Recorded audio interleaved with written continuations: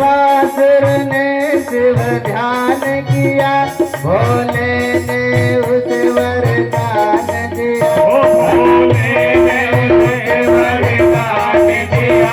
भोले में शिव ध्यान किया, भोले ने उसे वरदान दिया। भोले ने उसे वरदान दिया।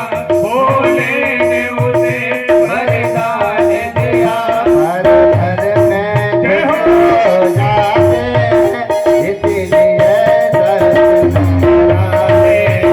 हर घर में खुश हो जाते हैं, इसलिए बहुत निराले हैं।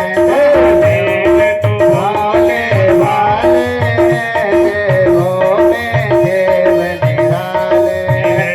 महादेव का भोले वाले हैं, देवों में देव निराले हैं।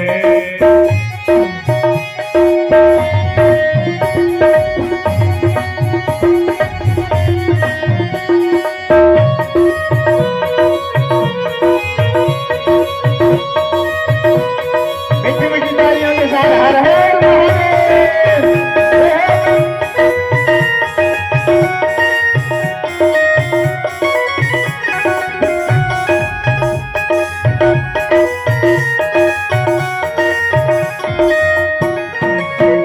शिवलिंग का जो अभिषेक करे और बेल पत्र अर्पण कर दे। और बेल पात अर्पण कर दे।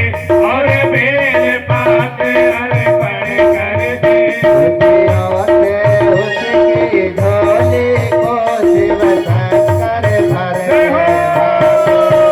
खुशियों से उसकी झोली को शिव शंकर भरने वाले हैं।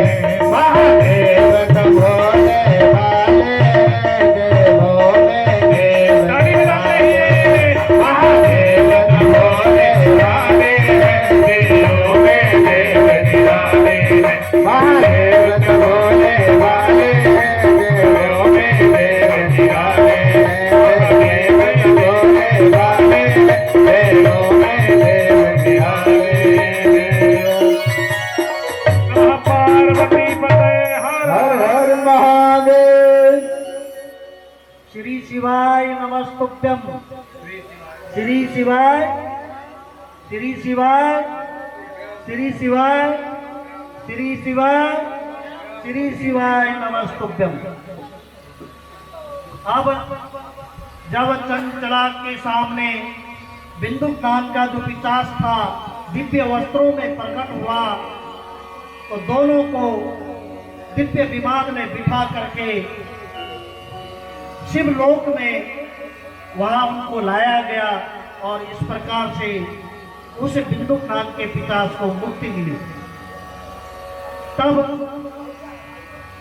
सूत जी से सौनक जी पूछते हैं कि ये शिव पुराण के श्रवण की विधि क्या है, इसको किस प्रकार से करना चाहिए।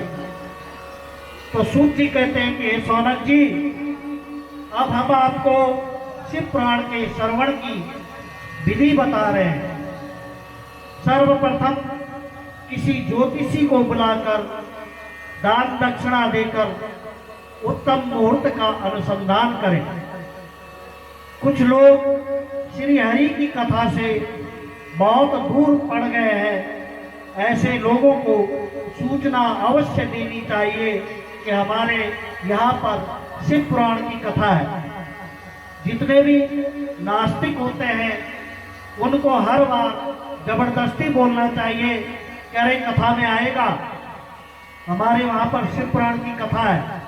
वो कितना भी नास्तिकता दिखाए, लेकिन आपका कर्तव्य है कि उसको बार बार सूचना देनी है कि हमारे स्थान पर शिव पुराण की कथा हो रही है। शिव भक्तों को निमंत्रण देते हुए सूचना लिखनी चाहिए और कहना चाहिए कि यहाँ सत्पुरुषों को आनंद देने वाली शिव कथा का पारायण होगा। अतः शिव पुराण की रसमयी कथा श्रवण हेतु आप शीघ्र पधारने की कृपा करें।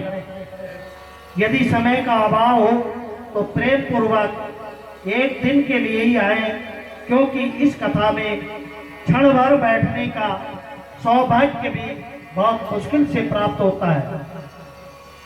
कोई बात नहीं है, अगर आपके पास समय नहीं है तो आप कुछ क्षण के लिए भी यदि कथा पंडाल में आते हैं और भगवान शिव की कथा आपके कानों में प्रवेश कर जाती है तो उतने से ही जीव जो है धन्य हो जाता है।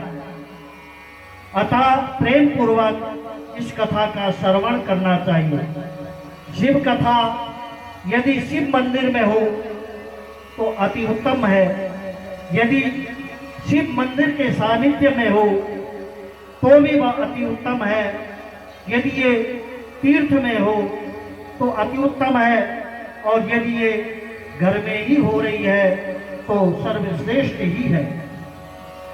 और इस धरती का